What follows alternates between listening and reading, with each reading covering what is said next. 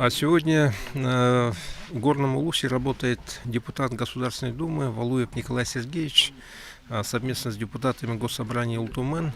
Николай Сергеевич в прошлом году, в период чрезвычайной ситуации в Горном Улусе, когда произошел пожар, он лично прибыл и оказал очень мощную поддержку жителям села Бескёль. Помог, в том числе продвижение федерального финансирования, республиканских мер поддержки. И, конечно, он оказал людям мощную психологическую поддержку. В этом году он приехал, чтобы пообщаться с жителями села Бескёль. Люди специально на него выходили, ждут его. И он сейчас знакомится с бытом людей, которые живут в вновь построенных домах.